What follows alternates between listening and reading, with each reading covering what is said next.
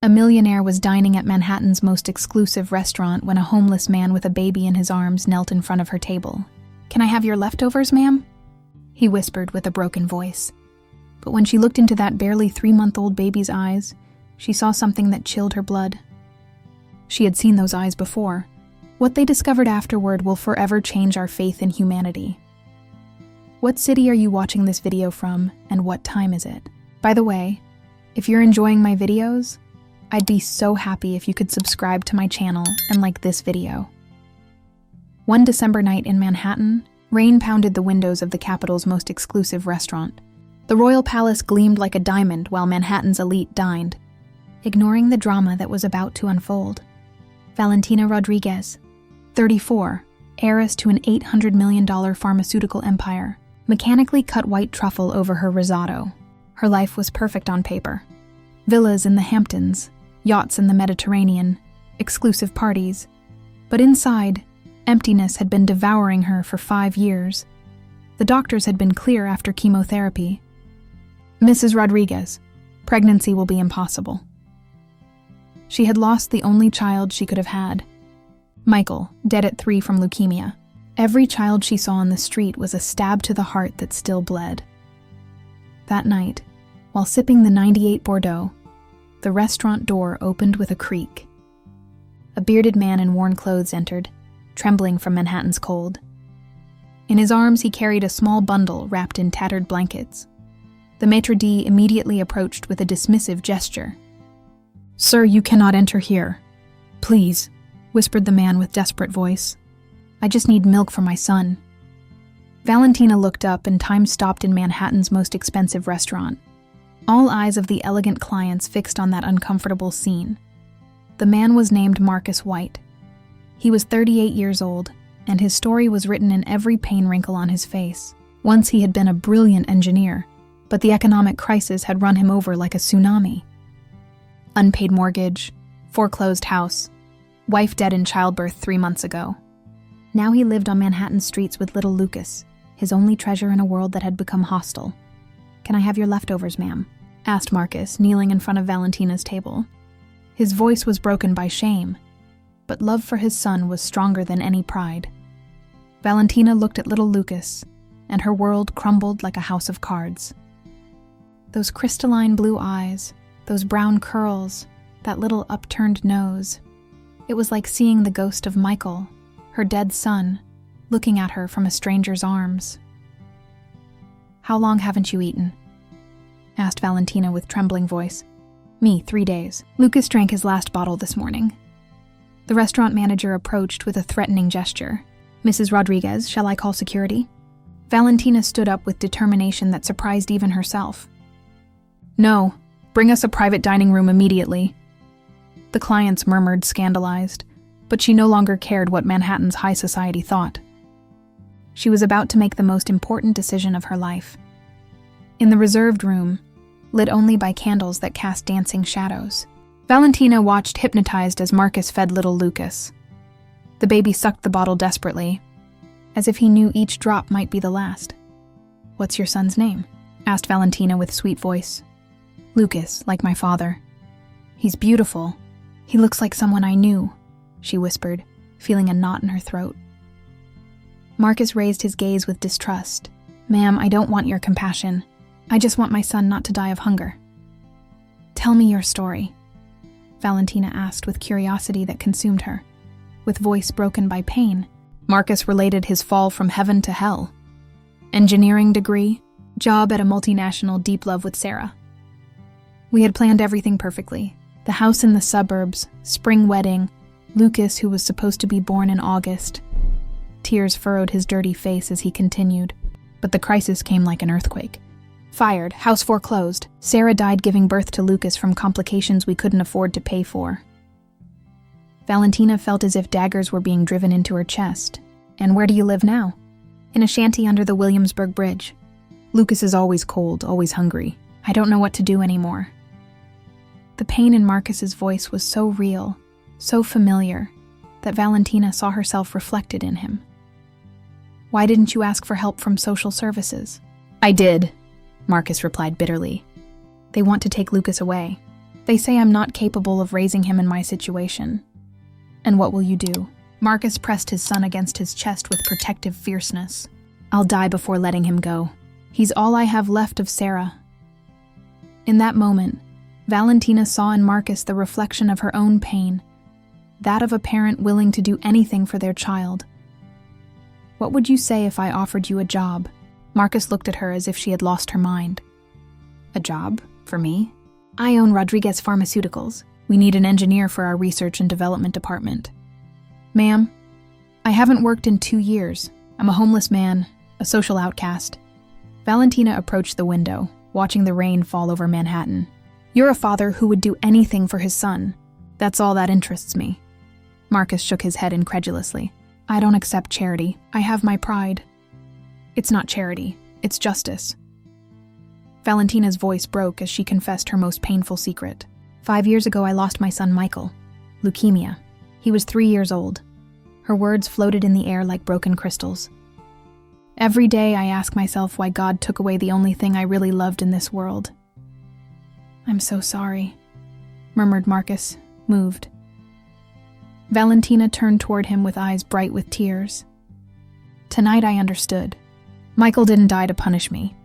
He died to guide me toward you two. She approached Marcus and Lucas.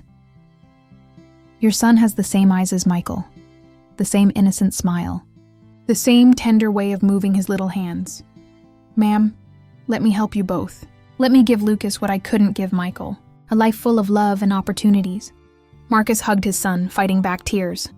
And if it doesn't work, if I disappoint your expectations, then I'll have done the right thing anyway. But what neither of them knew was that someone was spying on them from the half-open door. Someone who had a lot to lose if Marcus became important in Valentina's life. Ricardo Rodriguez, Valentina's younger brother, had built his entire existence on one hope: inheriting the family empire. For years, he had patiently waited for his sister to die without descendants, knowing he would be the sole heir. When he saw Valentina leave the restaurant with Marcus and the baby, he felt as if the ground had been ripped from under his feet. Shit, he hissed from his table, gripping his champagne glass until it nearly broke. What is that fool doing? The next day, Ricardo burst into Valentina's office like a storm of contained fury. You've gone completely insane. You've hired a filthy vagrant. Valentina didn't even look up from her documents. I've hired a qualified engineer. Valentina, let's speak clearly once and for all. Ricardo leaned over the desk. You and I know you can't have children. When you die, this entire empire will pass to me. Maybe things will change, she replied coldly. Ricardo slammed both fists on the desk. What does that mean? It means I'm thinking of adopting Lucas. Ricardo's world collapsed like a demolished building. You can't. You're single. You have health problems. I'm rich, influential, and I have contacts. I can do anything I set my mind to. Ricardo left the office fuming, but his mind was already devising a sinister plan.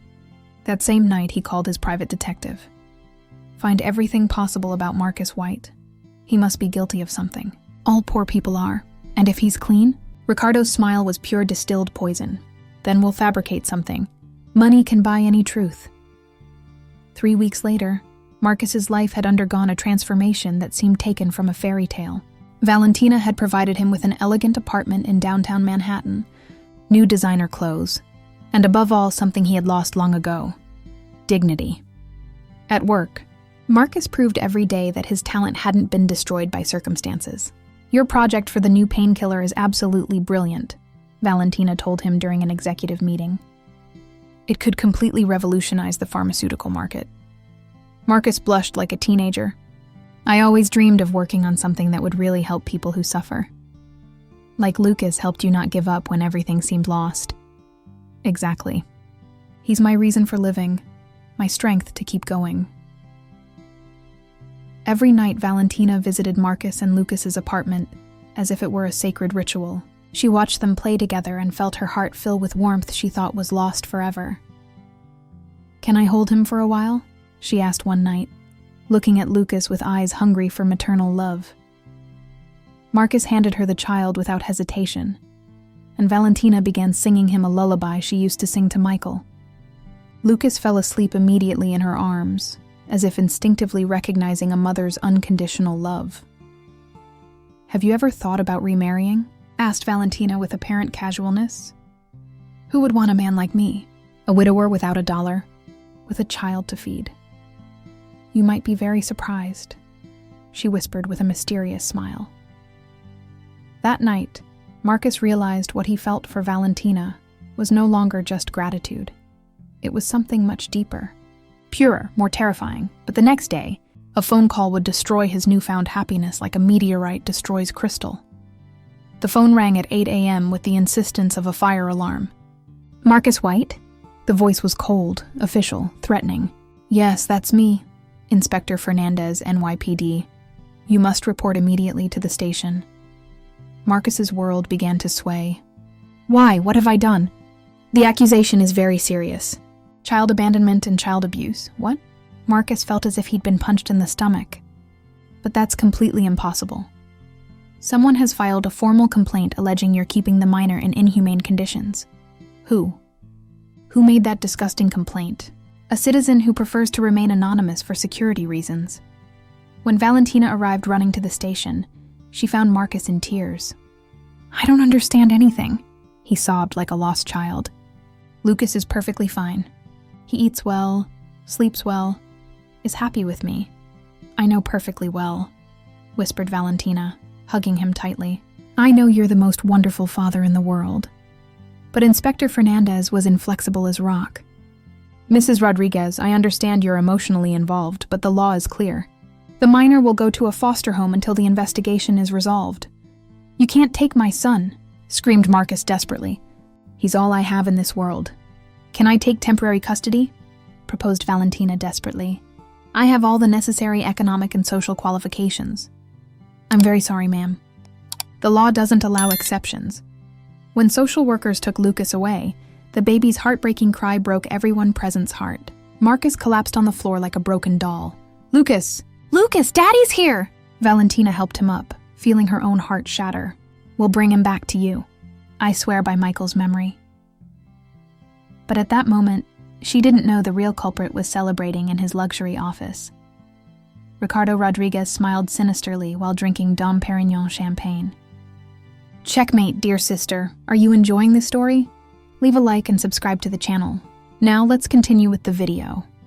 Valentina immediately hired Manhattan's best lawyer, but the fabricated evidence against Marcus seemed like an impossible wall to tear down. Photographs of the crying child, testimonies from anonymous neighbors, medical reports that had clearly been falsified. Someone with a lot of money and power has orchestrated this conspiracy, analyzed lawyer Moreno, but finding solid evidence will be extremely difficult. "Ricardo," whispered Valentina with icy certainty. "It was my brother Ricardo." That night, Valentina became a private detective and stationed herself outside her brother's office building. At 11 p.m., she saw Ricardo leave furtively with a bulging envelope full of bills. She followed him through Manhattan's dark streets to a seedy bar on the outskirts. "Excellent job." "Fernandez," she heard Ricardo say as he greeted a suspicious-looking man. "The photographs are perfectly convincing. No one will doubt that child is being abused. And the false witnesses? I've paid them all generously. They'll say exactly what we need them to say." Valentina recorded every word with her phone, feeling rage boil in her veins. The next day, she burst into Ricardo's office accompanied by the FBI. "Ricardo Rodriguez, you're under arrest for slander, corruption, document falsification, and conspiracy," announced the sergeant. Ricardo turned pale as a corpse. "Valentina, wait. Can we talk about this civilly? You destroyed an innocent man's life and separated a father from his son for pure money. You're a soulless monster. It was just business. Lucas isn't really your son." Valentina looked at him with absolute contempt. "You're right. He's not my biological son, but he will be legally." While they took Ricardo away in handcuffs, Valentina ran desperately to the foster home. Lucas was crying inconsolably. He had lost weight. He wasn't sleeping, rejecting all food. "My little one," whispered Valentina, taking him in her arms. "Daddy Marcus is here. Mommy is here." The child calmed immediately, as if he had recognized true love in her voice. 6 months later, Manhattan's Superior Court witnessed a miracle that restored faith in justice. Considering the absolutely overwhelming evidence of Mr. Marcus White's innocence, declared the judge with solemn voice, this court orders the immediate return of the minor to his biological father. Marcus burst into tears of pure joy. "Lucas, Daddy's here, my love." The child, now 9 months old, laughed with the most beautiful music in the world and extended his little arms toward his father.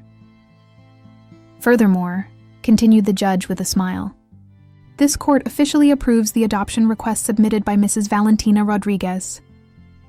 Valentina trembled with emotion so intense she could barely breathe. It means Lucas will officially have 2 parents who love him more than their own lives. 1 year later, in the gardens of Valentina's spectacular villa in the Hamptons, the most emotional wedding the East Coast had ever seen was being celebrated.